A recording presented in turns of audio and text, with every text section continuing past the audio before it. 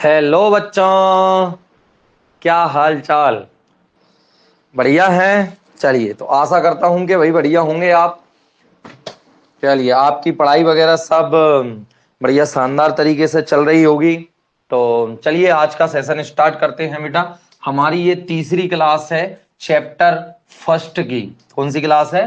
तीसरी क्लास है बेटा, chapter first, class 12th physics. Chapter का नाम क्या है? आवेश एवं विद्युत क्षेत्र।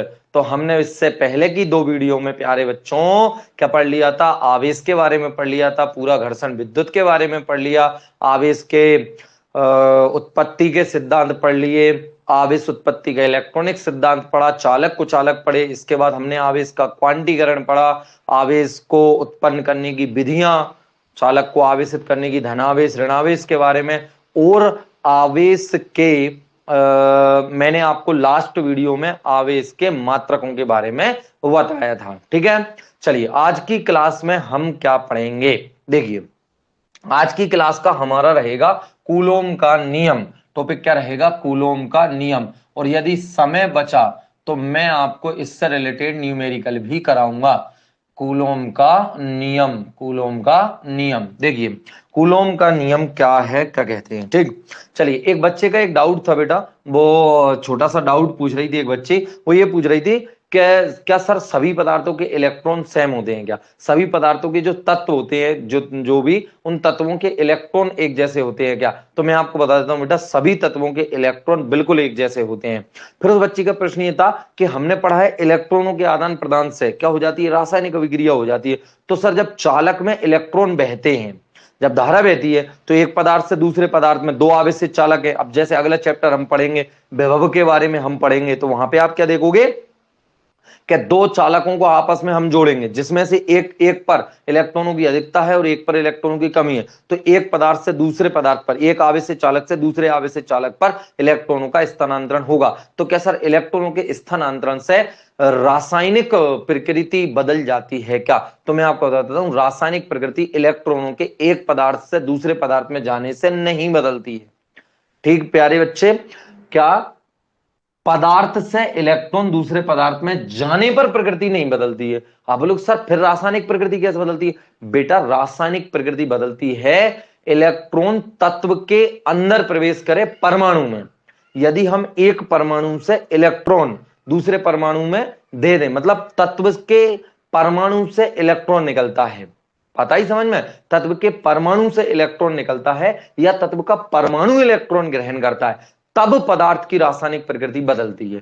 पदार्थ में इलेक्ट्रॉनों की अधिकता या पदार्थ में इलेक्ट्रॉनों की कमी से रासायनिक प्रकृति नहीं बदलती है। ठीक है, चलिए, तो यहां तक कुछ समझ में आ गया हो तो अच्छी बात है। आज हम पढ़ेंगे कूलॉम का नियम। ये थोड़ा सा मैंने अलग हटके एक चीज के बारे में बताया, जो एक बच्चे का डाउट था। ठीक है, देखिए, आप अपने कुछ भी किसी भी प्रकार के डाउट वगैरह पूछ सकते हैं बेटा हमसे। आप व्हाट्सएप पे वॉइस मैसेज से पूछ लिया करो। अभी कमेंट में कर सकते हो, जो अभी पढ़ा रहा हूं उसके बाद में कोई डाउट आए तो आप कमेंट में क्या करें, अपने वॉइस मैसेज से बिल्कुल आप रिलैक्सेबल, आप वॉइस को क्लियर कीजिए और साधारण भाषा में जो आपको बोलना है, 10 सेकंड 20 सेकंड 15 सेकंड जितने भी आपको लगे उसमें आप बिल्कुल निश्चिंत होकर बोलिए कि सर आपने इस जगह ये बोला था, ये यहाँ लिखा है। जो भी है आप बिल्कुल बेझिझक पूछ सकते हो, कोई परेशानी वाली बात नहीं है। जो भी आपकी समस्या है, जब तक आप पूछोगे नहीं तब तक सीखोगे नहीं। ठीक है, ध्यान रखना।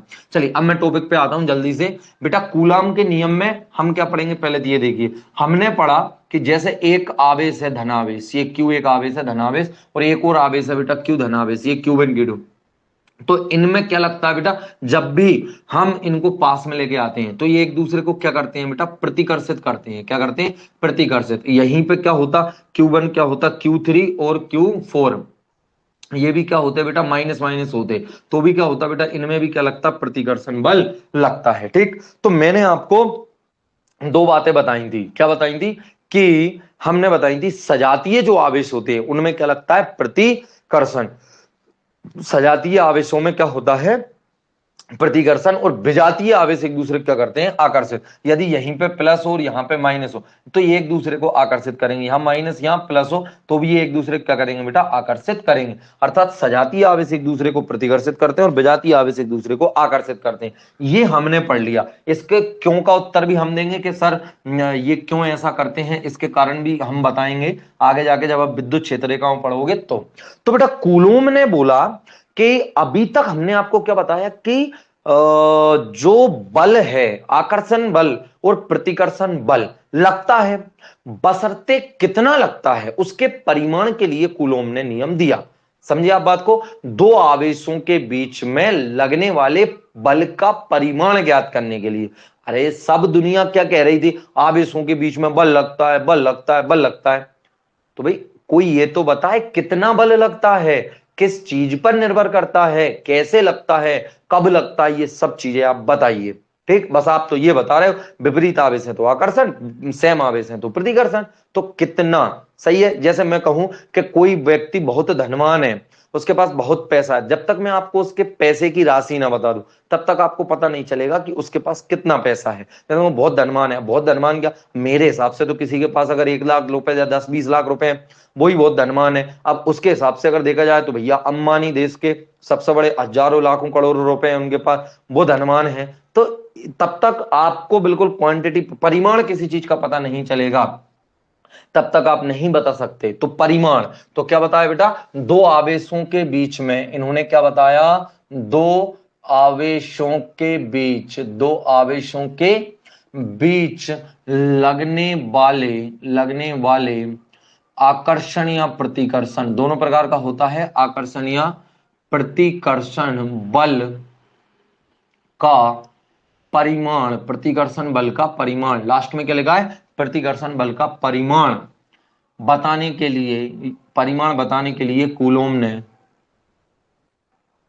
बताने के लिए कूलॉम ने, वैज्ञानिक थे बेटा, कूलॉम ने नियम का प्रतिपादन किया, एक नियम दिया कूलॉम ने, नियम का क्या किया बेटा, प्रतिपादन किया, जिसे हम क्या बोलते हैं बेटा, किया, जिसे हम कूलॉम का नियम कहते हैं। क्या बोलते हैं, कूलॉम का नियम कहते हैं। ध्यान से, कूलॉम का नियम कहते हैं। अब ये तो हो गई बात कि भाई कूलॉम ने नियम किस हिसाब से किस चीज पे कैसा क्या दिया, ये आपको पता चल गया। अब कूलॉम ने बोला क्या, तो वो भी तो बात हम पढ़ेंगे कि कूलॉम ने आखिरकार बोला क्या। तो अब हम लिखेंगे कि कूलॉम के नियमानुसार, क्या लिखा हमने, कूलॉम के नियमानुसार कूलॉम ने क्या बोला भाई।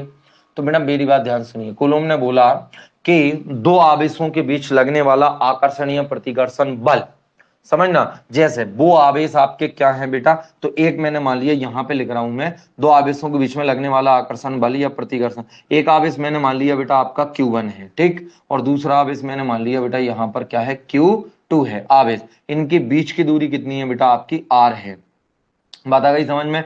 अब ये दोनों यदि बेटा कैसे हैं, धनाधन, धन आवेश है, ये भी धन, तो बल का लगेगा, प्रतिकर्षण बल लगेगा, ये इसको दूर भगाएगा, ये इसको। यदि ये दोनों ऋणावेश हैं तो भी क्या लगेगा बेटा, प्रतिकर्षण लगेगा। और यदि एक प्लस और एक क्या है, माइनस, तो फिर क्या लगेगा, इन दोनों में आकर्षण लगेगा। समझ में आई मेरी बात आपको, इतनी बात आई समझ में। तो आकर्षण और प्रतिकर्षण का वो पता कैसे चलेगा, वो चलेगा बेटा, आवेश दोनों धनावेश है, ऋणावेश है, क्या है, तो बाद में देखेंगे हम इस चीज को कि ये धनावेश है कि ऋणावेश। तो कूलॉम ने क्या बोला बेटा, यहां से लेकिन कूलॉम के नियम अनुसार आवेशों के मध्य लगने वाला, वायु या निर्वात में स्थित, ऐसा भी लिखना पड़ेगा आपको, वायु या निर्वात। बेटा ये कहां पे रखे हैं, या तो इस जगह पे वायु है या निर्वात है। निर्वात आप सभी समझते ही हो, कुछ नहीं का मतलब निर्वात। तो वायु या निर्वात में स्थित, वायु या निर्वात में स्थित किन्हीं भी दो आवेशों, या किन्हीं भी दो या दो से अधिक, कोई दिक्कत वाली बात नहीं है, दो आवेशों के मध्य, दो आवेशों के मध्य लगने वाला आकर्षण या प्रतिकर्षण बल, आकर्षण या प्रतिकर्षण बल बेटा क्या होता है, उन आवेशों के, ध्यान से, बल आवेशों के गुणनफल के समानुपाती, आवेशों के गुणनफल के अनुक्रमानुपाती। सर अनुक्रमानुपाती या समानुपाती क्या लिखें, दोनों बातें एक ही है, कुछ भी लिख दो।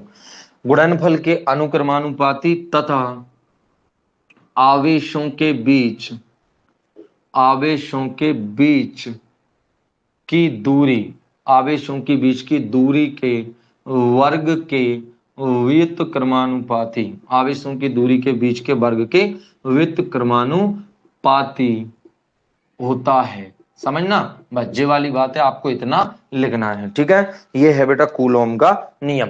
दो आवेशों के मध्य लगने वाला आकर्षण या प्रतिकर्षण बल उन आवेशों के गुणनफल के समानुपाती और उनके बीच की दूरी के वर्ग के व्युत्क्रमानुपाती। सर इसका अर्थ क्या है? अब अर्थ ये है कि माना कि दो आवेश, माना कि आवेश Q1 तथा Q2, Q1 तथा Q2,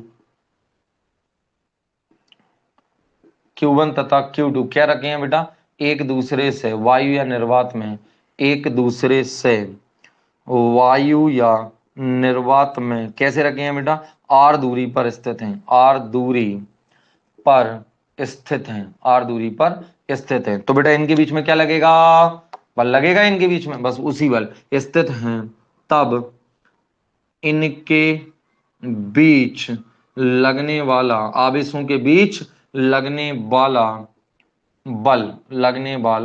बल, वो क्या आ जाएगा बेटा, लगने वाला बल कूलोम के नियमानुसार, कूलोम के नियमानुसार। क्या बोला उन्होंने बोला कि जो बल है ना, वो दोनों आवेशों का जो परिमाण है Q1 और Q2, इसका गुणा जितना ज्यादा इसका परिमाण, जैसे मैं लेके देख लेता हूं, एक 5 कूलोम है और एक 3 कूलोम है, दोनों एक दूसरे से कोई भी मान लो 5 सेंटीमीटर की दूरी पर स्थित है, तो इनका गुणनफल कितना है, 5 तिया 15 कूलोम। अब यहीं पे आ गया बेटा, एक आपका 15 कूलोम आ गया और एक आपका 2 कूलोम आ गया, अभी भी ये कितने मीटर दूर है, 5 सेंटीमीटर, तो इन दोनों का गुणनफल कितना है, 30 कूलोम। तो इनके बीच में यदि ये दोनों प्लस प्लस थे और ये भी प्लस प्लस थे, तो इनके बीच में लगने वाला जो कूलोम का बल है या इनके बीच में लगने वाला जो प्रतिकर्षण बल है वो होगा आर कम, और इनके बीच में लगने वाला कैसा होगा, ज्यादा। बराबर नहीं, ये नहीं है तुम क्या दो 5-15 न्यूटन 30 न्यूटन, नहीं नहीं नहीं ऐसा, बस इनका गुणनफल ज्यादा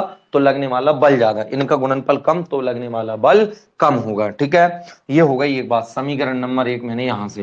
तथा दूसरा बेटा, तो F व्युत्क्रमानुपाती 1/r का स्क्वायर। अब माना कि ये 5 कूलाम था और ये 3 कूलाम ही होता, अब बस इनके बीच की दूरी 5 सेंटीमीटर की कितनी हो जाती, 15 सेंटीमीटर। अब गुणनफल दोनों का कितना है, 5 तिया 15। सर यहाँ भी 15 यहाँ भी 15, अब क्या करेंगे, इनके बीच की दूरी कितनी है 5, इसके बीच की दूरी कितनी है 15, तो जिसके बीच की दूरी ज्यादा उनके बीच में बल कम लगेगा, जिनके बीच की दूरी ज्यादा उनके बीच में बल कम लगेगा, और जिनके बीच की दूरी आपकी कम है उनके बीच में बल अधिक लगेगा। तो इसका मतलब आवेश जितने पास पास होंगे बल उतना ज्यादा लगेगा, पास पास होंगे अर्थात दूरी कम है, और दूरी कम है तो बल ज्यादा लगेगा। ठीक है, तो ये आपका हो गया बेटा समीकरण नंबर 2। आगे बात करते हैं, अब अपन दोनों को मिला लो, दोनों समीकरणों को मिलाने पर, तो मिला लो भैया दोनों समीकरणों को, तो क्या होगा, तो दोनों समीकरणों को, समीकरण 1 व 2 को मिलाने पर, समीकरण 1 व 2 को मिलाने पर, कोई भी बात समझ में नहीं आया तो मुझसे पूछ लेना, मिलाने पर क्या हो जाएगा, मिलाएं तो F समानुपाती ऊपर आ जाएगा बेटा आपका Q1 Q2 और नीचे आ जाएगा आपका R का स्क्वायर। देख नहीं रहा हो तो मुझे जरूर बताएं। ठीक है, ये आ गया आपका F समानुपाती Q1 Q2 upon R square. अब यहां से बेटा आप सबको पता है, क्या पता है कि ये जो लिखा है ना F समानुपाती Q1 Q2 upon R square, ये केवल क्या बताता, पता है ये राशि अगर ज्यादा होगी तो बल का मान ज्यादा होगा, इस राशि का मान कम होगा तो बल का मान कम होगा, ये पूरी राशि मिल गई, लेकिन ये कतई नहीं बताती कि बल का मान इतना ही है। ठीक, तो जबकि हम क्या निकाल रहे हैं, दोनों के बीच लगने वाला बल कितना है आखिरकार, तो बेटा उसके लिए बराबर लाइए और समानुपाती हटाइए, तो समानुपाती हटाएंगे तो F बराबर क्या आ जाएगा बेटा आपका K और Q1 Q2 अपॉन में R का स्क्वायर, ये इतने न्यूटन का बल लगेगा, इतने न्यूटन। ठीक है, इसकी दिशा आप जानते ही, अब के क्या है, यहाँ के एक नियतांक है। ठीक, और वो नियतांक क्या आता है, यहाँ के एक नियतांक है जो कि क्या आता है, ध्यान से, अब आता है बेटा आपका एसआई पद्धति में, वायु या निर्वात के लिए एसआई पद्धति में, ध्यान से एसआई पद्धति में अगर बात करें, और नंबर 1 किसके लिए, वायु या निर्वात के लिए, वायु या निर्वात के लिए। एक काम करना बेटा, के मत लो यहाँ पे आप, क्योंकि आप सबको पता है कि के आगे हमारा एक व्यंजक में एक और पद आएगा जो कि होता है परावैद्युतांक। तो इसलिए आप क्या करो, यहाँ पे इस व्यंजक का जो नियतांक है उसको आप क्या मानो, ए मान लो। आप ए मान लिया मैंने नियतांक, तो यहाँ ए एक नियतांक है जिसका मान ऐसा ही पद्धति में वायु या निर्वात के लिए जो ए होता है वो 1/4 pi epsilon node, 1/4 pi epsilon node होता है। तो अर्थात एफ की वैल्यू, एग्जैक्ट वैल्यू कितनी आएगी, exact value F is equal to एक ही जगह पे 1/4 pi epsilon naught Q1 Q2 upon R का स्क्वायर। अब यहां पर ये एप्सिलॉन नोड क्या है, इतने न्यूटन, ध्यान सुनना, इतने न्यूटन का बल लगेगा। आप ऐसा कर सकते हो वायु या निर्वात में और एसआई पद्धति में, ध्यान से। अब बात करते हैं बेटा हम किसकी, कि यहां ये आपका जो एक और शब्द आया है नया के एप्सिलॉन, सर ये क्या होता है, यहां एप्सिलॉन नोड जो है ना बेटा वो वायु या निर्वात की, वायु या निर्वात की विद्युतशीलता, क्या नाम है बच्चे इसका, वायु या निर्वात की विद्युतशीलता, ध्यान से समझना है। सर ये होती क्या है, तो बेटा इसका मान देखो, पहले तो मान होता है इसका 8.856 या 7 कुछ भी लिख दो, 10⁻⁻12। इसका पीछे मात्रक भी आता है। सर मात्रक कहां से आ जाता है, मात्रक तो ऐसे आ जाता है, देखो एप्सिलॉन को इधर ले जाओ और एप को नीचे पटको, तो ये एप्सिलॉन बराबर कितना आएगा जल्दी बताओ। एप्सिलॉन बराबर आपका जाएगा ऊपर Q1 Q2 है और नीचे आपका एफ आर स्क्वायर। तो आप इसको ऐसे लिख सकते हो, कैसे, Q1 Q2 का मात्रक क्या जाएगा बेटा आपका कूलोम का स्क्वायर, और नीचे क्या जाएगा बेटा आपका न्यूटन इनटू में मीटर का स्क्वायर। तो आप ऐसे लिख सकते हो। तो इसका मात्रक क्या होता है बेटा आपका कूलोम का स्क्वायर, और प्रति में क्या आ जाएगा न्यूटन इनटू में मीटर का स्क्वायर। याद रहे न्यूटन इनटू मीटर का स्क्वायर। ये क्या है बेटा आपकी वायु या निर्वात की विद्युतशीलता, क्या है वायु या निर्वात की विद्युतशीलता। सर ये होती क्या है, अब जो पहली बार बच्चा अगर कोई देख रहा हो तो उसके लिए मैं समझा देता हूं। कोई नहीं बताता है कि विद्युतशीलता का अर्थ क्या होता है, तो मैं आपको बताता हूं। विद्युतशीलता का तात्पर्य होता है बेटा एक नियतांक है, यह एक भौतिक राशि है, यह एक नियतांक है, और इस नियतांक में क्या होता है प्यारे बच्चों। अब मुझे एक बात बताइए, दो आवेशों के बीच में बल लग रहा है, तो बल किस पर निर्भर कर रहा है, आवेशों के गुणनफल और बीच की दूरी। तो आवेशों के गुणनफल और बीच की दूरी हमने ले ली Q1 Q2 upon R square. तो बल इसके बराबर तो है नहीं है, बल बराबर किसी और चीज के है। बल बराबर किसके है, 1/4 pi epsilon nought Q1 Q2 upon R square. हरी बात समझ में, ये कंडीशन है। तो प्यारे बच्चों यहां पर जो आसपास आवेशों के बीच में माध्यम होता है, वह माध्यम भी तो निर्भर करेगा उन दोनों के बीच लगने वाले बल को। तो उस माध्यम का जो डिपेंडेंट है उस जगह पे, उसके लिए एक नियतांक लिया गया है, और फिर बाद में पूरी कंडीशनों को अप्लाई करके हमने मतलब हमने तो नहीं देखा, वैज्ञानिकों ने देखा, तो उन वैज्ञानिकों ने निकाली इसकी वैल्यू कितनी होती है, इतनी। फिर उसको नाम दिया गया कि यहां माध्यम भी डिपेंड करेगा, इस माध्यम के लिए एक नियतांक हम रखेंगे जिसका मान हमने लिखा 4 पाई, वो मान हमने नाम लिखा विद्युतशीलता, और मान उसका निकाल के देखा इतना आया, तब ये व्यंजक सही बैठेगा। एप्सिलॉन नोट का मान यहां इतना रखूंगा, 4 का पाई का गुणा करूंगा 22/7 का, और फिर Q1 Q2 आर स्क्वायर, तो तब उन दोनों के बीच में मुझे लगने वाले बल का मान पता चलेगा।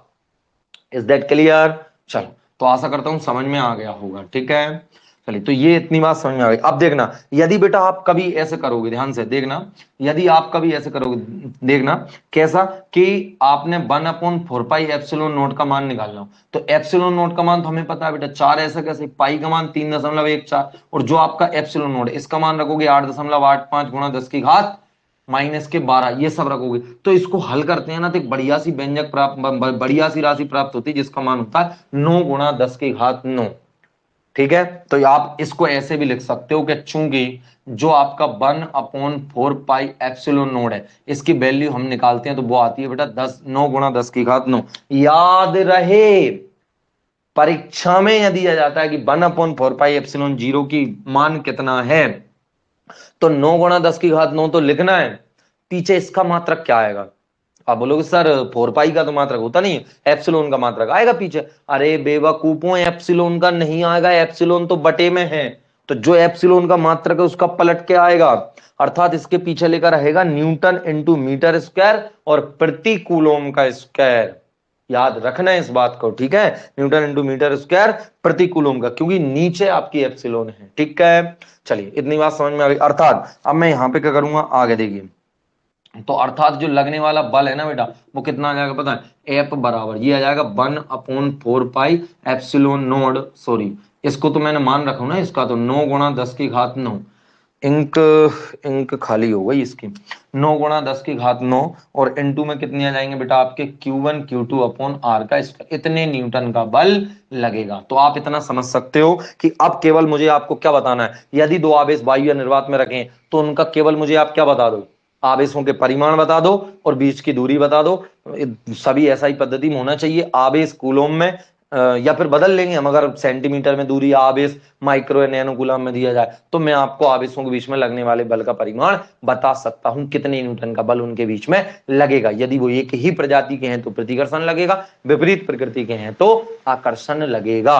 इतनी बात अगर, अब ये तो मैं कर रहा था बेटा एसआई पद्धति में वायु या निर्वात के लिए, अभी एसआई पद्धति में यदि मैं किसके लिए, माध्यम के लिए करूं, अब मैं दूसरी कंडीशन में आ गया माध्यम के लिए, किसके लिए, माध्यम के लिए। तो सर क्या आएगा, सर माध्यम के लिए क्या आएगा, तो बेटा माध्यम की जो आपकी मैटर होता है वो अलग होता है, माध्यम के लिए जो मैटर होता है वो अलग होता है। कैसा होता है, तो माध्यम के लिए मैटर कैसा होता है, माध्यम के लिए जो विद्युतशीलता है वो अलग होती है। ये तो वायु या निर्वात की विद्युतशीलता थी, तो माध्यम के लिए तो क्या आ जाएगा, यहां पे हम रखेंगे 1 सेकेंड, वायु निर्वात की विद्युतशीलता या पारगम्यता कहते हैं, 1 सेकेंड, निरपेक्ष विद्युतशीलता हो गई यदि माध्यम का परावैद्युतांक k है, ठीक। यदि, अब बात को समझना, माध्यम के लिए तो आप एक काम करना, माध्यम के लिए क्या रख दो, आप ऐसे ही रख दो कि एफ बराबर 1/4 पाई एप्सिलॉन नोट जो है क्या, इसके साथ में लगाते हैं बेटा हम के, क्या लगाते हैं के, सर ये के क्या होता है वो भी बताएंगे, सब बताएंगे, Q1 Q2/R², इतने न्यूटन का बल लगता है माध्यम में। सर ये क्या आ गया, कौन से माध्यम की बात कर दी, अरे ये वायु में थे, जल में, कांच में, तेल में, कहीं भी रखे हो सकते हैं आवेश, तो वहां पर भी तो बल लगेगा। तो बस, तो यहां पे क्या आ जाएगा, यहां के क्या है बेटा, उस माध्यम का परावैद्युतांक। सर ये क्या क्या आ रहा है भगवान, यहां के माध्यम का क्या है, परावैद्युतांक, के माध्यम का क्या है, परावैद्युतांक है। सर यदि यदि यदि हमें ये चाहिए हो कि माध्यम की विद्युतशीलता पता हो तो बिल्कुल कर सकते हैं। यदि माध्यम की विद्युतशीलता, ध्यान से, यदि माध्यम की विद्युतशीलता, विद्युतशीलता कितनी है बेटा, यदि माध्यम की विद्युतशीलता एप्सिलॉन अकेली है, अकेली एप्सिलॉन, नोड मोड कुछ नहीं लग रहा, एप्सिलॉन है तब, तो बेटा ये सूत्र होता है एप्सिलॉन बराबर होता है एप्सिलॉन नोड और के, मतलब उस किसी भी माध्यम की जो निरपेक्ष विद्युतशीलता है वो तो यही है, और सापेक्षिक विद्युतशीलता की बात करें तो वो आ जाए, मतलब माध्यम की विद्युतशीलता, ये तो क्या थी वायु निर्वात की, माध्यम किया जाए तो एप्सिलॉन बराबर क्या जाता है, एप्सिलॉन इंटू के, मतलब कि आप वायु निर्वात की विद्युतशीलता में उस माध्यम के पराविद्युतांक का गुणा कर दो, आपको एप्सिलॉन मिल जाएगा। तो क्या करें, इसको उठा के यहां रख दो, तो एफ इज इक्वल टू कितना आ जाएगा, 1/4 पाई, देखो एप्सिलॉन नोड और के की जगह क्या आ जाएगा, अकेला एप्सिलॉन, फिर क्या आ जाएगा पीछे Q1 Q2/R का स्क्वायर, तो इतने न्यूटन का बल लगेगा यदि माध्यम में है। यहाँ पे एप्सिलॉन समझ में आई गया तुम्हें, क्या आएगा, माध्यम की विद्युतशीलता, ये क्या थी, वायु या निर्वात की विद्युतशीलता, ये क्या है आपका के, क्या है, परावैद्युतांक। ये अलग अलग माध्यमों के लिए अलग अलग होता है, अलग अलग माध्यमों के लिए अलग अलग होता है। वायु या निर्वात का जो परावैद्युतांक होता है वो एक होता है, किसी धातु के लिए बात करें तो अनंत होता है। समझ आ गया, धातु का परावैद्युतांक कितना होता है, अनंत होता है। तो अभी मेरे पास लिखने के लिए और बिल्कुल भी जगह नहीं है, तो अभी ये जो मैंने लिखा है ये तुम्हें बढ़िया समझ में आ गया क्या, सबसे पहले तो ये बताओ, फिर हम आगे और बात करेंगे। यदि तुमसे कोई पूछे कि परावैद्युतांक क्या होता है, तो अभी के लिए आप ऐसा बता सकते हो, के की वैल्यू अगर मैं यहां से निकालूं इस जगह से तो क्या आएगी, एप्सिलॉन नोड के, तो के इज इक्वल टू कितना आ रहा है, एप्सिलॉन अपॉन एप्सिलॉन 0, ये आ रहा है आपका, ठीक है। तो चलिए आप ऐसे भी कह सकते हो कि किसी भी माध्यम की विद्युतशीलता और वायु या निर्वात की विद्युतशीलता के अनुपात को हम उस माध्यम का परावैद्युतांक कहते हैं। अभी आप ये भी कर सकते हो, ठीक है। चलिए तो अभी बताइए जल्दी इस कमेंट में, यहां तक कोई प्रॉब्लम तो नहीं है किसी को, फिर अपन आगे बढ़ते हैं, जल्दी बताइए।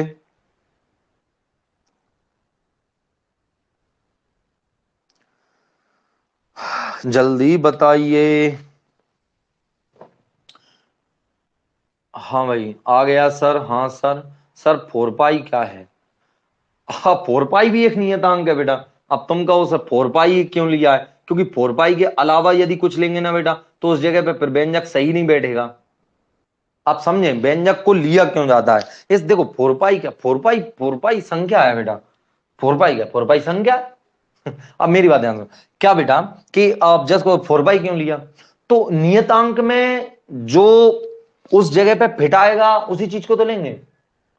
नहीं आई समझ में? उसी चीज को तो लेंगे।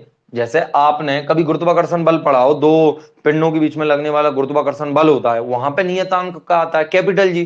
11th में पढ़ा हो आपने। तो कैपिटल जी वो नियतांक आता है। और उसकी वैल्यू कितनी होती है? 6.67 गुणा 10⁻11। तो यही क्यों आई है तुम कह दो। या उसको भी हम अगर उसके बटे में मैं 2 पाई रख देता और कुछ मान लिख देता तो वो भी आ जाता, कोई दिक्कत नहीं है। तो सर यही क्यों आया? क्योंकि इसी नियतांक को रखने पर बल इसके बराबर हो रहा है। समझे?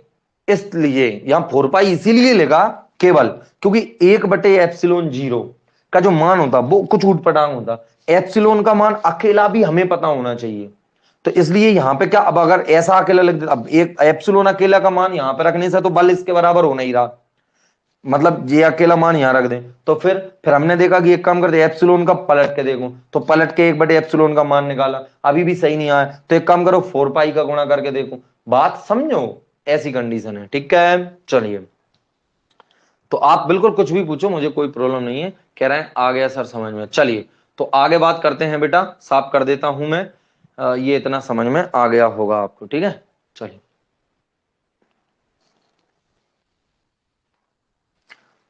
थोड़ी सी और बात करेंगे। अभी तो मैंने केवल बल बताया है, वायु या निर्वात में बताया है, सीजीएस पद्धति में, एसआई पद्धति में बताया है। सीजीएस पद्धति में तो लिया ही नहीं अभी। चलो सीजीएस पद्धति में अलग कुछ लेना नहीं। तो बेटा आ गया सबको कूलाम का नियम। एक बार ध्यान रखना, कूलाम का नियम ही पूरे चैप्टर का बेस है। ये हर जगह लगेगा और बहुत आगे तक काम आएगा कूलोम का नियम। याद कर लेना बिल्कुल कंठस्थ। कंठस्थ मतलब कंठ में से आवाज निकले और तुम्हें डायरेक्ट उत्तरी बोलो। दो आवेशों के बीच लगने वाला आकर्षण या प्रतिकर्षण बल उन आवेशों के बीच के गुणनफल, आवेशों के परिमाण के गुणनफल के समानुपाती तथा बीच की दूरी के वर्ग के व्युत्क्रमानुपाती। अभी आपकी 12th क्लास है, आप थ्योरेटिकल लिखोगे तो आपको रटना पड़ेगा। ठीक समझ में आ जाता है तो आप लिख सकते हो। नियम तो नियम होता है। चलो अब आज से कोई पूछे तो बता देना, ये सब मैंने आपको क्लियर कर दिया।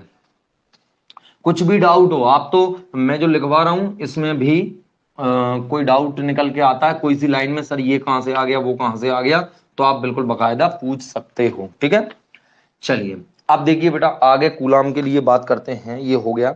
इसकी दिशा की बात करते हैं, इसकी दिशा की बात। चलो थोड़ा सा विद्युतशीलता का विमीय सूत्र निकाल लें थोड़ा। किसका? विद्युतशीलता। विद्युतशीलता का विमीय सूत्र। चलिए आप निकालिए विद्युतशीलता का विमीय सूत्र। तो मात्रक क्या था?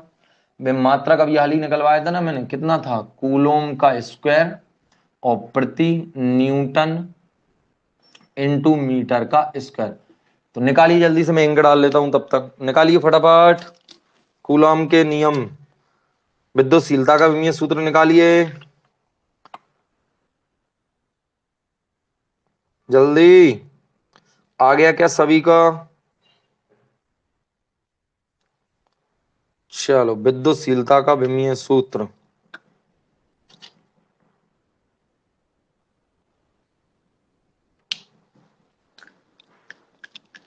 चलो तो आशा करता हूं आपने निकाल लिया होगा। मैं निकाल के बता देता हूं। देखो कूलोम का विमीय सूत्र पिछली वीडियो में बताया था, कितना होता है? 80। 80 का क्या लग रहा है? स्क्वायर। न्यूटन का सब जानते होंगे, MLT-2। कितना होता है? MLT मीटर का L का स्क्वायर। तो निकालिए इन सबको। देखिए सबसे पहले सबको ऊपर ले चलते हैं। तो देखो M अकेला है और कहीं भी नहीं है, तो M क्या आ जाएगा? -1।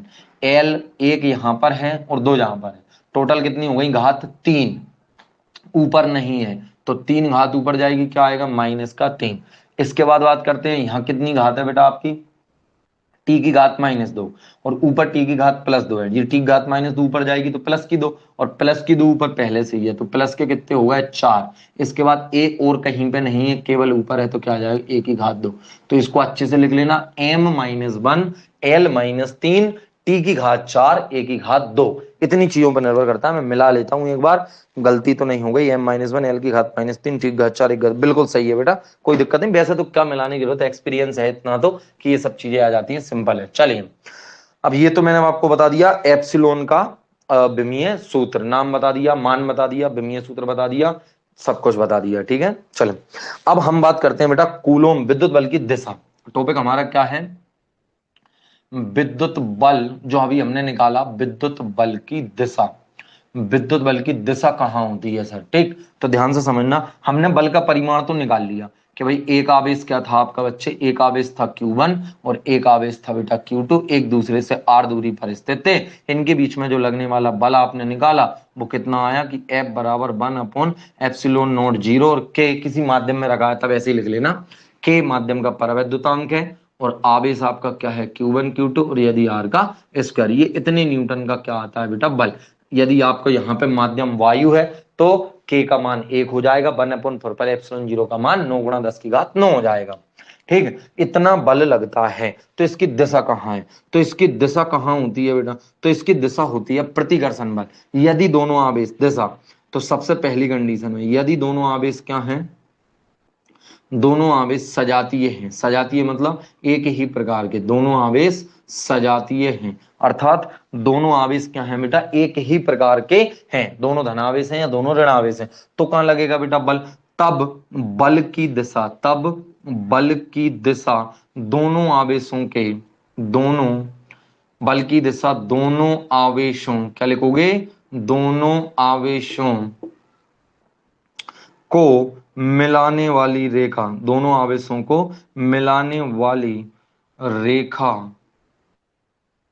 में दूर की ओर, दूर की ओर, दूर की ओर का मतलब क्या, बाहर की ओर, अर्थात दोनों आवेशों को मिलाओ। एक आवेश जेरा मैंने बताया था बिंदु आवेश मान लो, तो बेटा दोनों आवेशों को मिलाने वाली रेखा में बाहर की तरफ, दोनों आवेशों को मिलाने वाली रेखा में बाहर की तरफ। थोड़े शब्दों का चयन करते हैं, देखेंगे के कारण आवेश Q1 पर F बल की दिशा मिलाने वाली रेखा की दिशा में होगी, एक आवेश धनात्मक दूसरा आवेश ऋणात्मक, रुक जाओ, तो मिलाने वाली रेखा की दिशा में होगी, अतः बल की दिशा प्रदर्शित करने के लिए कूलाम के नियम को सदिश रूप, ठीक है ठीक है ठीक है ठीक है ठीक है।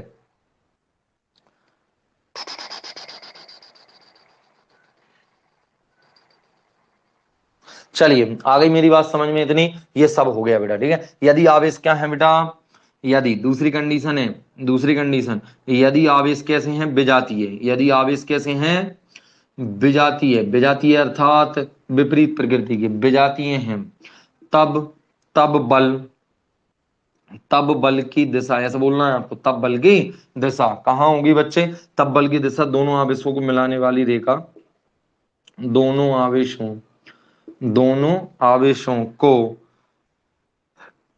मिलाने वाली रेखा, दोनों आवेशों को मिलाने वाली रेखा के अनुदेश, अनुदेश मतलब अंदर की तरफ कह सकते हो आप, या दोनों आवेशों को मिलाने वाली रेखा के एक दूसरे की तरफ, ठीक है।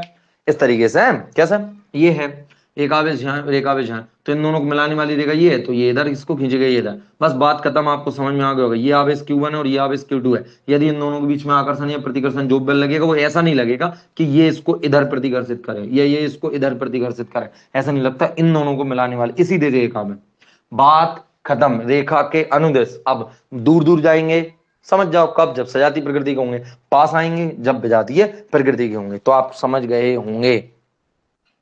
चलो इस तरीके से, हालांकि इसका आप सदिश रूप भी लिख सकते हो। सर सदिश रूप कैसे लिखेंगे, चलो कूलॉम के नियम में बल का सदिश रूप, बल का सदिश रूप, बेटा जो भी सदिश राशि होती है उसका सदिश रूप लिखना बहुत जरूरी होता है। तो सदिश रूप कैसे, तो ध्यान से सुनना, हमने लिखा F वेक्टर 1 2 बराबर, अर्थात पहले आवेश पर दूसरे आवेश के कारण लगने वाला बल, पहले आवेश पर दूसरे आवेश के कारण लगने वाला बल। तो आप ध्यान से देखेंगे कि यदि एक आवेश, ध्यान से, यदि एक आवेश आपका इस तरीके से था, देखना कि ये एक आवेश यहां रखा है, इसका परिमाण कितना है Q1, ये r डिस्टेंस है दोनों के बीच की दूरी की, और ये आवेश है एक और बेटा Q2, ध्यान से। और अब ये दोनों कैसे हैं बेटा, सजातीय प्रकार से, दोनों कैसे हैं, सजातीय, या तो दोनों प्लस प्लस हैं, या फिर एक और कंडीशन ले लो बेटा, ये Q1 है और ये बीच की दूरी कितनी है r, और ये कितना है मेरा Q2 है। तो अब ये दोनों ऋणावेश हैं, ये दोनों धनावेश हैं, तब भी बल कहाँ लगेगा, इधर लगेगा और इधर लगेगा, इधर लगेगा और इधर लगेगा। ध्यान से, तो इस बल को क्या बोलेंगे, इस बल का नाम होगा एफ वेक्टर 1 2, अर्थात पहले पर दूसरे के कारण लगने वाला बल, और इसका नाम क्या होगा, एफ 2 1। एफ क्या आएगा, 2 1, अर्थात दूसरे पर पहले के कारण लगने वाला बल, दूसरे पर पहले के कारण लगने वाला बल। इसके बाद बात करेंगे बेटा, ये भी वही है, F12 क्या आ जाएगा, F12 वेक्टर, और ये क्या आ जाएगा आप F21 वेक्टर। इसके बाद दो चित्र और, दो चित्र और में क्या आ जाएगा, यदि ये दोनों कैसे हैं, एक धनावेश है और एक ऋणावेश है, तो तीसरा चित्र मैंने ले लिया, ये Q1 आपका कैसा है, धनावेश, और ये Q2 कैसा है बेटा आपका ऋण आवेश। तो अब जब विपरीत प्रकृति, तो इस पर यहां बल लगेगा और इस पर यहां, तो इसको क्या बोलेंगे, F12 वेक्टर, और इसको क्या बोलेंगे बेटा, F21 वेक्टर। तो इनके मान निकालना है हमें, तो देखो आप ध्यान से, तो अब हमें निकालना है कि F आप 12 ले लो या 21 ले लो। अब इनके बीच की दूरी कितनी है, R है। तीन कंडीशन, ये दोनों धनात्मक, ये दोनों ऋणात्मक, और ये विपरीत प्रकृति के एक दूसरे से R दूरी पर रखें। तो सदिश रूप में क्या आ जाएगा, F21 वेक्टर बराबर, ध्यान से, F21 जितने भी हैं पीछे वाले, F21 वेक्टर बराबर आ जाएगा 1/4 पाई एप्सिलॉन 0। आवेश तो बेटा स्मॉल से दर्शाओ, कैपिटल इससे दर्शाओ, उससे कोई फर्क नहीं पड़ता है। तो इसके पीछे एक काम करो, एकांक सदिश लगा दो, R कैप 1 से 2। सर ये क्या है, ये बेटा पहले आवेश से दूसरे आवेश को मिलाने वाली रेखा के अनुदिश एकांक सदिश। अब तो मैं बहुत से बच्चों को ये कंफ्यूजन रहेगा, सर ये क्या है, R कैप 1 2 लिखा है ना, अर्थात पहले सदिश से दूसरे सदिश की ओर, या पहले सदिश से दूसरे सदिश की दिशा में एकांक सदिश, बात खत्म। इसके बाद आपको अब कुछ नहीं, सदिश रूप लिखना है, ऐसे लिख देना, बात खत्म। F21 हो गया, अब F12 वेक्टर आ जाए तो क्या करना है, तो 1/4 पाई एप्सिलॉन नॉट, फिर वही Q1 Q2 अपोन में R स्क्वायर, तो यहां रख देना R कैप 2 7, अर्थात इधर से इधर एकांक सदिश। तो कुछ है ही नहीं है, वो तो कोई परिमाण है, इसमें कोई सदिश राशि होती तब करते। तो ये क्या हो गया बेटा, दो आवेशों भी लगने वाले बल का सदिश रूप, बल का सदिश रूप। चलिए आगे बात करते हैं, आगे बात करते हैं, ये यहां तक क्लियर, सभी को क्लियर। चलो एक जानकारी और बता देता हूं जल्दी से, कि बेटा आपका जो पदार्थ होता है उसमें परमाणु होता है, और परमाणु के अंदर क्या होता है, नाभिक, और नाभिक के अंदर कौन होते हैं, प्रोटॉन और न्यूट्रॉन। प्रोटॉन प्रोटॉन पर क्या होता है, धनावेश, न्यूट्रॉन पर कोई आवेश नहीं होता। तो जिस पर आवेश नहीं होता उस पर कूलाम का नियम तो लगेगा नहीं, लेकिन प्रोटॉन प्रोटॉन तो होते हैं। तो बेटा नाभिक के अंदर जो प्रोटॉन प्रोटॉन होते हैं उन पर कूलाम का नियम काम नहीं करता है, उनके मध्य में तीव्र आकर्षण बल लगता है। प्रोटॉन प्रोटॉन वो कौन सा बल होता है, ये प्रकृति का सबसे प्रबल बल है। गुरुत्वाकर्षण, कूलाम का बल, घर्षण बल, जितने बल आपने पढ़े हो, स्पर्श रेखीय बल, जो भी बल आपने पढ़े हो, श्यान बल, उन सभी बलों में सबसे ज्यादा प्रबल कौन सा होता है, नाभिकीय बल होता है। और यह नाभिकीय बल नाभिक के अंदर जो प्रोटॉन होते हैं उनमें लगता है, उधर कूलाम का नियम काम नहीं करता। नहीं तो तुम प्रोटॉन प्रोटॉन को लड़वा दो अंदर, और प्रोटॉन प्रोटॉन लड़ बैठे और फूट फाट जा नाभिक, नाभिक फूट जा, परमाणु का अस्तित्व खत्म, पदार्थ खत्म, क्या कर रहे हो, ऐसा नहीं करना है। चलिए आगे बात करते हैं अब। और हाँ, दोनों आवेशों के बीच जो लगने वाला विद्युत बल है, देखिए दोनों आवेशों के बीच लगने वाला जो विद्युत बल है, इसकी दिशा हमने देखी कहाँ आई बेटा, दोनों आवेशों को मिलाने वाली रेखा के अनुदिश, अर्थात ये एक दूसरे की तरफ देखो आ रही है। तो ये क्या है बेटा, केंद्रीय बल है। ये क्या है, केंद्रीय बल। कूलाम का बल कैसा है, केंद्रीय बल है, ध्यान से सुन लेना। आगे चलो, ये यहां तक का हो गया। अब आगे आपका एक और टॉपिक है, जो कि ये है विद्युत बल पराविद्युत माध्यम की उपस्थिति का प्रभाव। मतलब समझना, मैं आपको यही सब बता रहा हूं, साफ कर दें। चलो टॉपिक ध्यान से समझना क्या है। टॉपिक ये है कि कोई दो आवेश थे, वो रखे हुए थे, ये देखो आवेश कहाँ रखे थे, इस वायु या निर्वात में रखे थे। तो उनके बीच में बल कितना लग रहा था, ध्यान से, उनके बीच में बल कितना लग रहा था, वायु या निर्वात में रखे थे तो बल कितना लग रहा था बेटा, एफ, आप एक काम करो, एफ वायु में मान लो, काय में, एफ वायु में, ठीक। तो क्या आ जाएगा, 1/4 पाई एप्सिलॉन नॉट, और कितना, वही Q1 और Q2, आप स्मॉल कैपिटल जो आपको अच्छा लगे, R का स्क्वायर, कोई दिक्कत। अब यही दो आवेश काय में रख दिए बेटा, हमने उठा के माध्यम में रख दिए। जिसका परवैद्युतांक क्या है, के। तो फिर वो कह रहा है माध्यम में रखने से जो बल है वो बढ़ता है, घटता है, अपरिवर्तित रहता है, क्या होता है, ये तुम्हें बताना है। तो बस अब अगला बल माध्यम में, कहां पे, माध्यम रखने पर, माध्यम रखने पर टॉपिक क्या है, परावैद्युत, परावैद्युत माध्यम, अरे माध्यम का ही नाम है, परावैद्युत माध्यम रखने पर, परावैद्युत माध्यम रखने पर तो रखो। तो जो अब बल लगेगा परावैद्युत माध्यम, उसको मैंने एफ डैश से दर्शाया है, जो कि कितना होता है, तो 1/4πε0, और यहाँ क्या आ जाता है बेटा, के, क्योंकि के क्या है, उस माध्यम का परावैद्युतांक जिस माध्यम को हमने रखा है। तो कितना आ जाएगा, Q1 Q2 अपॉन में R का स्क्वायर। तो इन दोनों में अंतर क्या दिख रहा है, यदि मैं इस के को बाहर लिख लूं तो ये पूरा सेम ऐसा कैसा ही है, कोई फर्क नहीं पड़ रहा, तो बिल्कुल सही बात हो, हम एफ डैश को ऐसे नहीं लिख सकते, 1/के और पीछे क्या आ गया आपका एफ का मान पूरा, तो बस बात खत्म हो गई। अर्थात माध्यम में रखने से, माध्यम में रखने से जो बल होता है वो 1/के गुना हो जाता है, और जो के है पता है बेटा, इसका मान बहुत होता है, धातु के लिए अनंत होता है।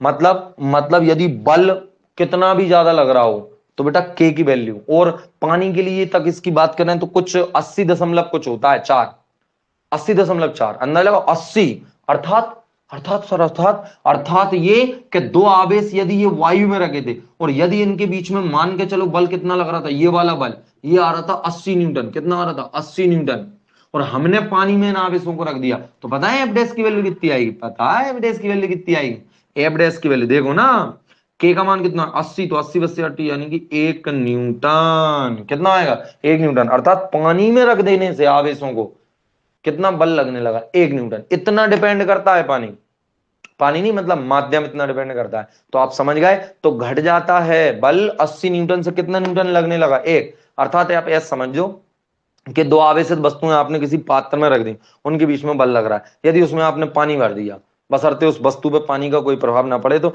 पानी भर दिया तो उनके बीच में जो लगने वाला बल था वो पहले की अपेक्षा 1/80 गुना हो गया, अर्थात 80 गुना कम हो गया, आप अंदाज लगाओ, ठीक है, चलिए ठीक है। तो ये आ गया बेटा आपका, मैंने आपको कौन सा टॉपिक बता दिया, इस विद्युत बल पर परावैद्युत माध्यम की उपस्थिति का प्रभाव, क्या बता दिया, विद्युत बल पर परावैद्युत माध्यम की उपस्थिति का प्रभाव, ये बता दिया। अब आगे सुनिए, मैं आपको अभी बताऊंगा, समय देखते हैं कितना क्या बचेगा, उसके हिसाब से मैं आपको बताऊंगा कूलाम के नियम और गुरुत्वाकर्षण के नियम की तुलना करके, अर्थात जैसे प्रोटॉन है, प्रतिकर्षण बल कूलाम के नियम के हिसाब से प्रोटॉन पे आवेश होता है धनावेश, इसलिए उनमें कूलाम का नियम भी लगेगा, और प्रोटॉनों में वजन भी होता है, और हम 11th में पढ़ के आए कि जिन दो आवेशों में द्रव्यमान होता है या किसी में भी इस दुनिया के ब्रह्मांड का प्रत्येक कण जिसमें भी द्रव्यमान है उस पर गुरुत्वाकर्षण बल लगता है, तो सेम दूरी पर गुरुत्वाकर्षण बल और कूलाम का बल कौन ज्यादा होगा, इनकी लड़ाइयां करवाएंगे, ठीक है। चलिए अभी पहले मैं कूलाम के नियम की सीमाएं बता रहा हूं, बिल्कुल एक एक टॉपिक आपको मिलेगा, कूलोम के नियम की सीमाएं।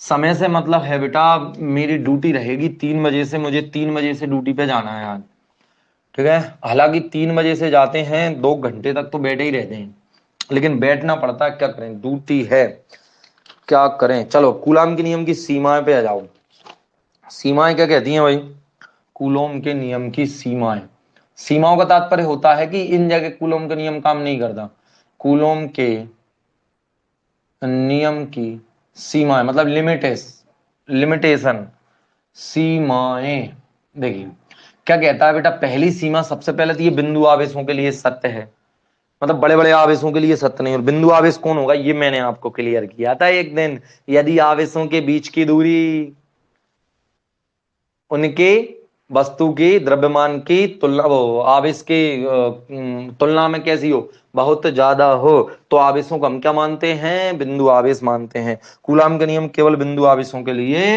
सत्य है, तो क्या लिखा सबसे पहले हमने, कूलाम का नियम केवल बिंदु आवेशों, किसके लिए बेटा, बिंदु आवेशों के लिए, बिंदु आवेशों के लिए सत्य है, सबसे पहला। दूसरी बात करेंगे हम, दूसरी बात करेंगे बेटा, परंतु इस नियम को वितरित आवेशों के लिए भी समाकलन विधि से किया जा सकता है, ध्यान से बेटा, यदि वितरित आवेशों की बात करें जो फैले हुए आवेश है, तो उनका भी हम समाकलन विधि से अध्ययन कर सकते हैं, ठीक है। चलिए आगे बात करेंगे, फिर इसके बाद कह रहा है यह नियम केवल विराम अवस्था में, हाँ बड़ा इंपॉर्टेंट है, यह नियम केवल केवल विराम अवस्था, यह नियम केवल विराम अवस्था में स्थित आवेशों,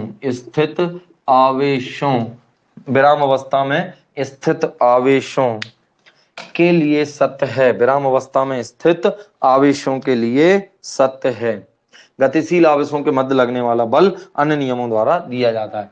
स्थित आवेशों के लिए सत्य है। ध्यान से, यदि आवेश गति कर रहे हैं, मतलब दो आवेश अगर एक दूसरे से बैठ के चबूतरे पर बात कर रहे हैं तो उनके बीच में कूलॉम का बल लगेगा, और यदि दोनों आवेश बैठ के स्कूटर पे चलने लगे तो स्कूटर पे इन पे बल नहीं लगेगा।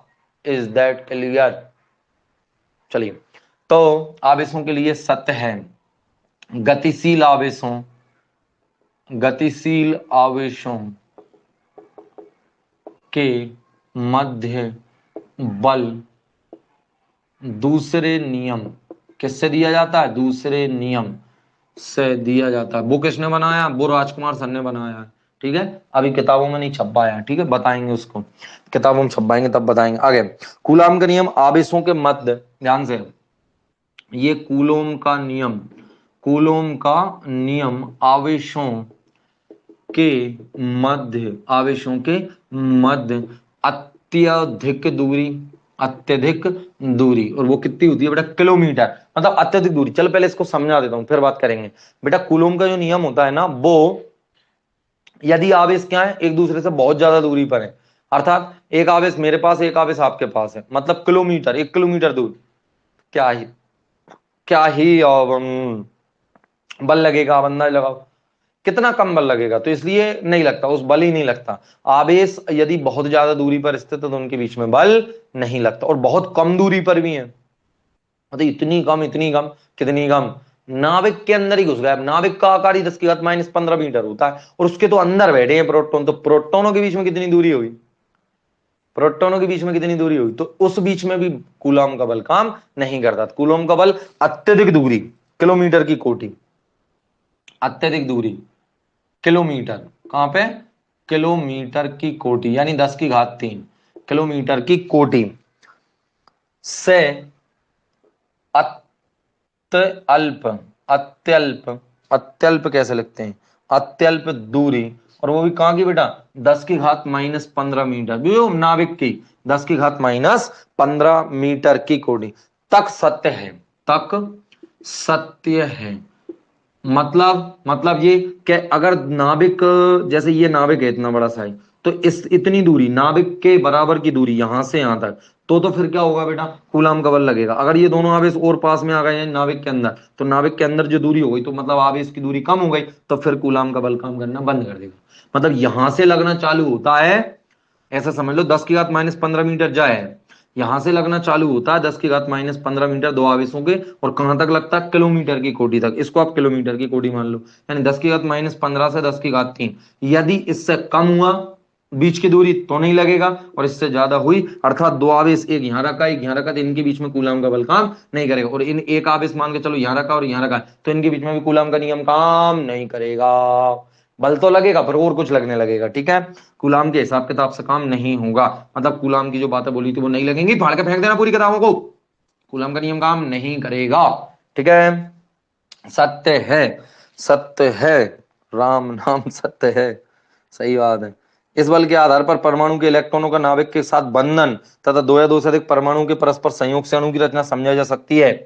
मतलब समझ रहे हो? वो इलेक्ट्रॉन, और बेटा इलेक्ट्रॉन ये नाभिक है, ये कक्षा पहली, दूसरी, तीसरी, तुम आ गए 12वीं में। यहाँ पे कौन है? प्रोटॉन। यहाँ पे कौन है? इलेक्ट्रॉन। तो प्रोटॉन और इलेक्ट्रॉन के बीच में बल लगता है कूलॉम के नियम के हिसाब से, लेकिन प्रोटॉन प्रोटॉन के बीच नहीं लगेगा। समझ में आई क्या बात मेरी? प्रोटॉन और इलेक्ट्रॉन, परमाणु की संरचना समझाई जा सकती है। ठीक है, परमाणु की संरचना समझाई जा सकती है, नाभिक के अंदर प्रोटॉन प्रोटॉन कैसे रह रहा है इसके बारे में नहीं बताया जा सकता। यह नियम आवेशों के मध्य दूरी यानी नाभिकीय बल लगता है अंदर। चलिए, इतना समझ में आ गया। अब लिखिए कूलॉम के नियम के महत्व क्या है बेटा? अगला क्या है? कूलॉम के नियम का महत्व। ये बड़ा इंपॉर्टेंट है ये दोनों। ये तो ऐसा है कि ठीक है लिख दिया अपन ने। अब आते हैं कूलॉम के नियम का महत्व। कूलोम के नियम का महत्व, कूलोम के नियम का महत्व। क्या महत्व है बेटा?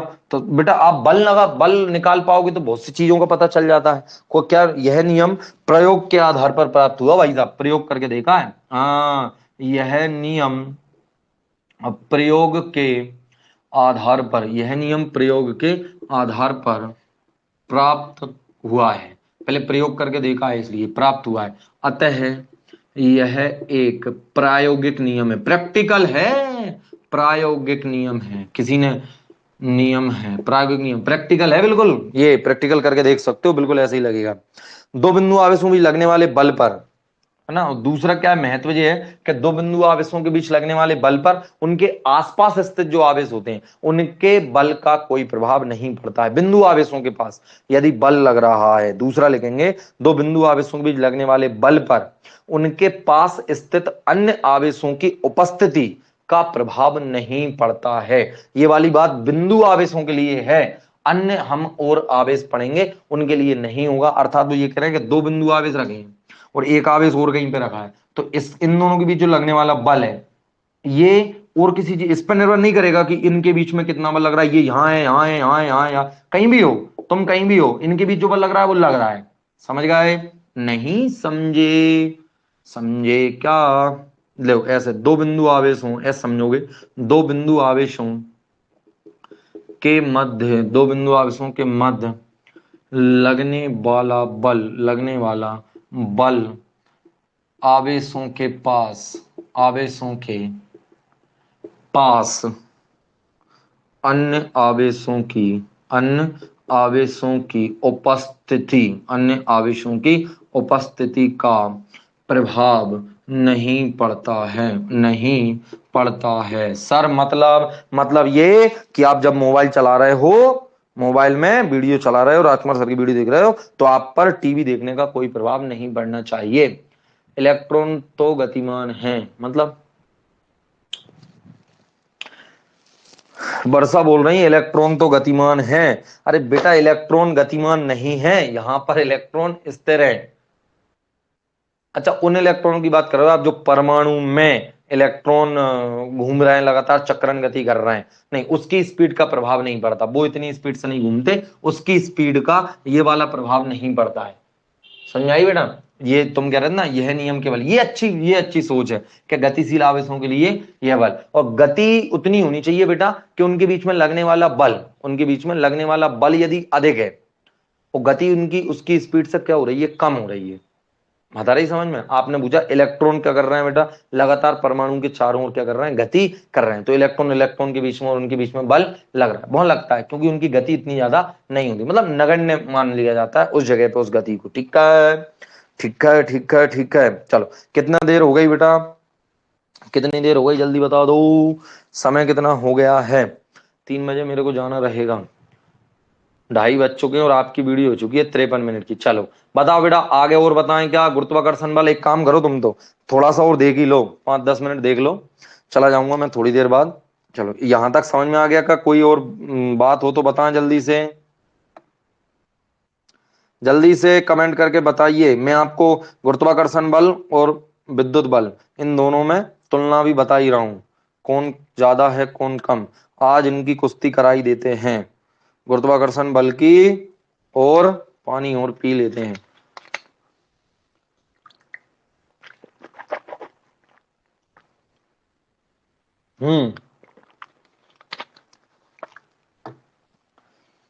चलिए तो गुरुत्वाकर्षण बल और किसकी, कूलोम के बल की क्या करा देते हैं, डिसम डिसम करा देते हैं। चलो करा देते हैं।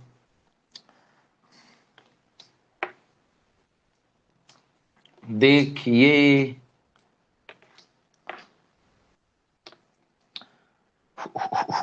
देखिए बेटा टॉपिक क्या है, गुरुत्वाकर्षण, क्या है, गुरुत्वाकर्षण बल तथा कूलोम का स्थिर वैद्युत बल, इसको नाम है बेटा इसका कूलोम का स्थिर वैद्युत बल। हाँ नहीं कूलाम बल लग रहा है, बल का नाम स्थिर वैद्युत बल है और गुरुत्वाकर्षण बल तो कंडीशन क्या है, बस इतना सा समझ लो तुम। तो कंडीशन इतनी सी, आप खुद निकाल के देख सकते हो, इसको समझ लेना बस। क्या बच्चे, तीन कंडीशन है कि एक यहाँ पर बेटा आपका प्रोटॉन है, बोल दो ठीक है, और एक यहाँ पर क्या है, इलेक्ट्रॉन है। ठीक, यहाँ पर बेटा क्या है आपका, एक प्रोटॉन है और एक और भी पास में क्या रखा है, प्रोटॉन है। ठीक है, इनके बीच में भी गुरुत्वाकर्षण और कूलॉम बल दोनों लगेंगे, और इनके बीच में भी, और यहाँ पे क्या है, इलेक्ट्रॉन और इलेक्ट्रॉन है। ठीक, तो इनके बीच में प्रतिकर्षण बल लगेगा, जबकि इनके बीच में भी प्रतिकर्षण बल लगेगा स्थिर विद्युत बल के हिसाब से। और बेटा तुम्हें पता है क्या, गुरुत्वाकर्षण बल तो हमेशा आकर्षण प्रकृति का होता है। ब्रह्मांड का प्रत्येक कण, याद करो, ब्रह्मांड का प्रत्येक कण दूसरे कण को आकर्षित करता है, ये प्रतिकर्षित करता ही नहीं है। तो कूलॉम का बल तो यहां पे क्या लग रहा है, कूलॉम के हिसाब से भी आकर्षण बल लग रहा है और गुरुत्वाकर्षण के हिसाब से। तो हमने इनके बीच का गुरुत्वाकर्षण बल निकाला। तो आप सभी जानते हो दो चार चीजें लिखना पड़ेगा। वो दो चार चीजें क्या होती हैं, प्रोटॉन पर आवेश कितना, तो वही प्लस के 1.6 गुणा 10 की घात माइनस के 19 कूलम। प्रोटॉन का द्रव्यमान कितना बेटा, 1.67 गुणा 10 की घात माइनस के 27 किलोग्राम। फिर इसके बाद बात करें इलेक्ट्रॉन के आवेश की, तो 1.6 गुणा 10 की घात माइनस 19 कूलम। और इलेक्ट्रॉन के द्रव्यमान की बात करें तो वो कितना आ जाएगा, वो आ जाएगा 9.1 गुणा 10 की घात माइनस के 31 किलोग्राम। तो ये चीजें तुम्हें पता होना चाहिए। अब लगने वाला जो गुरुत्वाकर्षण बल है एफ जी, इस कंडीशन में तो वो कितना आएगा, तो सब जानते हैं बेटा, कैपिटल जी और m1 और m2, m1 m2 मतलब दोनों के द्रव्यमान, और बटे में आएगा बीच की दूरी का स्क्वायर। तो बीच की दूरी तो दोनों की सेम मान ली हमने, सभी जगह सेम है। और इनके बीच में लगने वाला कूलॉम का बल कितना आएगा, वो मैं सिंपल लिख रहा हूं एफ से। ठीक है, चलो आप, तो वो कितना आ जाएगा, वो आ जाएगा भैया, अगर वायु या निर्वात में ही रखे हैं तो 9 गुणा 10 की घात 9, दोनों आवेशों का गुणनफल। ठीक है, दोनों के आवेशों का, एक प्रोटॉन के आवेश का और एक इलेक्ट्रॉन के आवेश का, और बीच की दूरी का बल। तो ये वाला बल भी आपने निकाला और ये वाला बल भी आपने निकाला। तो बेटा ये पूरे मान मैंने आपको बता ही दिए, इसका मान तुम्हें पता ही है, ये मैंने लिखवा ही दिया।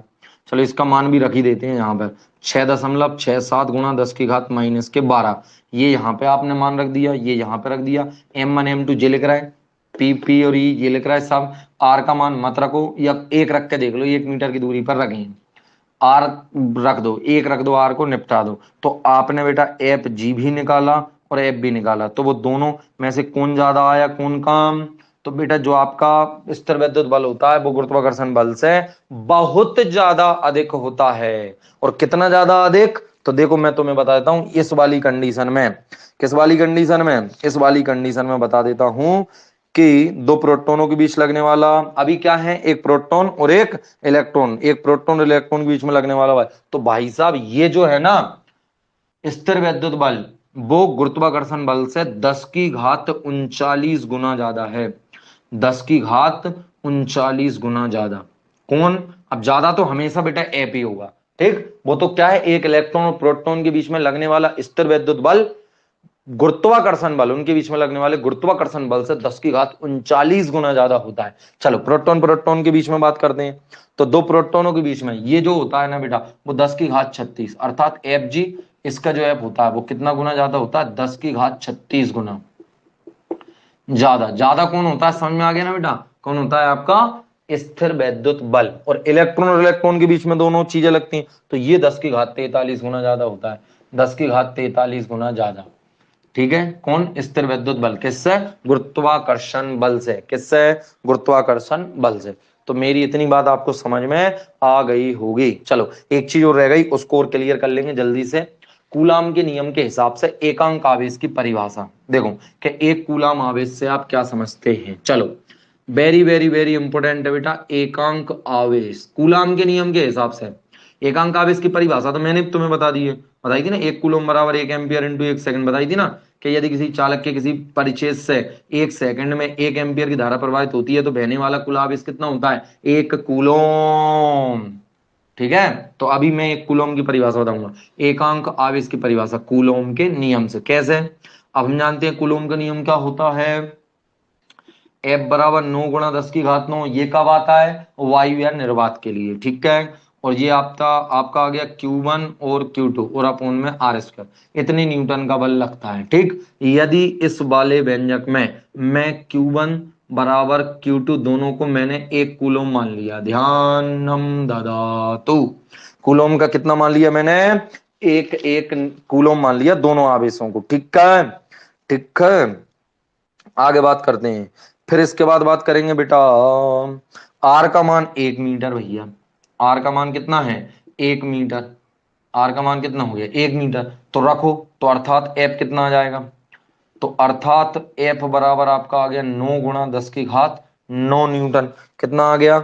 एफ का मान कितना आ गया? 9 × 10⁻9 न्यूटन। अकेला ये बचा। तो अर्थात अब हम लिखेंगे एकांक आवेश की परिभाषा। तो अतः या अर्थात एकांक आवेश वह आवेश है, ठीक है, क्या बोलेंगे? 1 कूलाम वह आवेश है जो अपने ही बराबर एवं सजातीय आवेश, देखो दोनों को समान माना था ना, तो अपने ही बराबर एवं सजातीय आवेश को 1 मीटर की दूरी पर रखने पर वायु या निर्वात में उस पर 9 × 10⁻9 न्यूटन का प्रतिकर्षण बल आरोपित करता है। इसको बोलते हैं 1 कूलोम।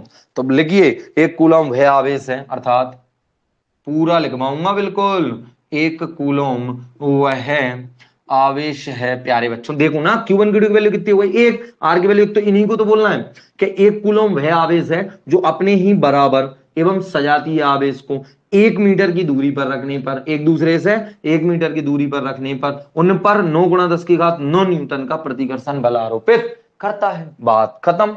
तो अर्थात 1 कूलोम वह आवेश है जो अपने ही बराबर एवं सजातीय आवेश, जो याद करना, अपने ही बराबर एवं सजातीय आवेश, अपने ही बराबर एवं सजातीय आवेश को सजातीय आवेश से हवा या निर्वात में से वायु या निर्वात में 1 मीटर, कितनी दूरी पर? 1 मीटर की दूरी, 1 मीटर की दूरी पर रखने पर, दूरी पर रखने पर क्या करे? रखने पर उस पर क्या करे? वो जो दूसरा वाला रखा है उस पर 9 × 10⁻9 न्यूटन का प्रतिकर्षण बल, क्योंकि एक जैसे है ना, अपनी ही प्रजाति लिखी है इधर, अपने ही बराबर एवं सजाती, इसलिए न्यूटन का प्रतिकर्षण बल आरोपित करता है, प्रतिकर्षण बल आरोपित करता है। चलिए, तो ये मैंने आपको बेटा पूरा क्लियर कर दिया भैया, सब कुछ नैनो कूलम, माइक्रो कूलम, ये सब पहले ही पढ़ा दिया मैंने। विद्युत बल पर पराविद्युत उपस्थिति का प्रभाव बता ही दिया। बहुत बढ़िया, ठीक है। कोई समस्या परेशानी तो नहीं है एकांक आवेश की परिभाषा में? अरे 1 कूलम आवेश वह आवेश होता है जो अपने ही बराबर तथा सजातीय आवेश को वायु या निर्वात में 1 मीटर की दूरी पर रखने पर उस पर कितना? 9 × 10⁻9 न्यूटन का प्रतिकर्षण बल आरोपित करता है। मतलब 1 कूलम वो आवेश होता है कि उसके ही बराबर अगर उस अपन 1 मीटर की दूरी पर वायु या निर्वात में एक और आवेश रख दें तो दोनों के बीच में जो प्रतिकर्षण बल लगेगा वो कितना लगाता है? 9 × 10⁻9। अगर इतना लग रहा है तो वो दोनों आवेश कैसे हैं? 1 कूलम के हैं। और नहीं लग रहा है तो 1 कूलम के नहीं है। जल्दी से कमेंट में बताइए आज की क्लास कैसी लगी, और जे गुरुत्वाकर्षण बल और विद्युत बल में कुछ कुछ समानताएं भी हैं। समानता नहीं देखी तुमने? देखो, एफ व्युत्क्रमानुपाती 1/r² दोनों में लगता है कि नहीं लगता? अर्थात दोनों दूरी के वर्ग के व्युत्क्रमानुपाती हैं, दोनों दूरी के वर्ग के व्युत्क्रमानुपाती हैं, है कि नहीं है? ये वाली बात होती है, ठीक। दोनों केंद्रीय बल हैं, दोनों क्या है? केंद्रीय बल। समानता सुनो, गुरुत्वाकर्षण बल में और स्थिर विद्युत बल में दोनों बल व्युत्क्रम नियम का पालन करते हैं। बोल दो ठीक है। अरे बोलो ना ठीक है, बोल क्यों नहीं रहे? मुझे आवाज ही नहीं आई अभी तक। ठीक है, हाँ, वेरी गुड। दोनों बल निर्वात में भी क्रियाशील है। वायु या निर्वात में लगेंगे? बिल्कुल लगते हैं, दोनों बल निर्वात में भी लगेंगे। दोनों बल संरक्षी बल हैं, अर्थात इनके अंतर्गत कोई कार्य किया जाता है तो वह कार्य मार्ग पर निर्भर नहीं करेगा। संरक्षी बलों के अंतर्गत किया गया कार्य मार्ग पर निर्भर नहीं करता है, संरक्षी बल है। और दोनों बल केंद्रीय बल है, मतलब दोनों एक दूसरे को मिलाने वाली रेखा के अनुदिश बनते हैं। अब दूसरी बात आती है बेटा आपकी कौन सी, कि भाई असमानताएं क्या क्या है सर स्थिर विद्युत बल में और गुरुत्वाकर्षण बल में? तो असमानताएं ये हैं बच्चे कि कूलोम का नियम आकर्षण और प्रतिकर्षण दोनों प्रकृति का, जबकि गुरुत्वाकर्षण बल केवल आकर्षण प्रकृति का। बोल दो ठीक है। इसके बाद बात करें तो हाँ, ये वाली बात मैंने बताई है ना आपको कि कूलोम का जो बल है वो स्थिर विद्युत बल की अपेक्षा बहुत अधिक प्रबल है। और एक और दे रखा है, विद्युत बल आवेशों के बीच कुचालक माध्यम होने पर हाँ घट जाता है, जबकि गुरुत्वाकर्षण बल माध्यम की उपस्थिति का कोई प्रभाव नहीं पड़ता। बिल्कुल बेटा, और ये तो बहुत बढ़िया बात है। अर्थात अर्थात बेटा, वही जो हमने प्रोटॉन प्रोटॉन रखे थे, उन प्रोटॉनों को पानी में डुबो दिया था तो उनके बीच में लगने वाला बल कितना कम हो गया था, और उनके बीच में जो गुरुत्वाकर्षण बल था उस पर कोई प्रभाव नहीं पड़ता। गुरुत्वाकर्षण बल माध्यम से इफेक्ट नहीं होता, कूलॉम का बल माध्यम से परिवर्तित हो जाता है। तो बेटा 3 आपकी समानताएं हैं और 3 आपकी असमानताएं। ठीक है, तो चलिए कमेंट करके बताइए बेटा आज की वीडियो आपको कैसी लगी। आशा करता हूं मेरी मेहनत आपको अच्छी लग रही होगी। आपको अब आपकी सुन लो ध्यान से, यहां से 2 वीडियो आया करेंगी रोज, एक रिकॉर्डेड आया करेगी और एक आपकी आगे लाइव क्लास चला करेगी। आगे की लाइव क्लास में यूनिट 4 से कंडक्ट करूंगा और इस टॉपिक पे जो आगे की वीडियो है वो मैं रिकॉर्ड किया करूंगा। यदि उस समय आप में से कोई बच्चा लाइव आ सके, अब मैं रिकॉर्ड इसलिए बेटा क्योंकि मेरे पास समय नहीं है। अब या तो मैं रिकॉर्ड करूंगा रात के 10 बजे के बाद, क्योंकि मेरी ड्यूटी 10-11 बजे तक होती है, तब आके रिकॉर्ड करूंगा मैं, ठीक। क्योंकि इसको तो ये तो मैंने पहले पढ़ा चुका हूं मैं, ये तो रिवाइज चल रहा है, तो इसको रेगुलर पढ़ाएंगे तो फिर आपका साल भर में पाठ कैसे खत्म होगा, फिजिक्स कैसे खत्म होगी आपकी। तो इसलिए हम लाइव क्लास में एक आध दिन बाद से क्या करेंगे, अगली विद्युत चुम्बकीय प्रेरण चैप्टर स्टार्ट करेंगे, वहीं से रेगुलर आप पढ़ाई करेंगे। ये जो है ये आपको रोज एक वीडियो रेगुलर मिलती रहेगी एक टॉपिक पे, जैसे ही चैप्टर खत्म हो जाएंगे फिर ही। बात आ गई मेरी समझ में आपको? ठीक है बेटा, जय श्री कृष्ण। जल्दी बताइए।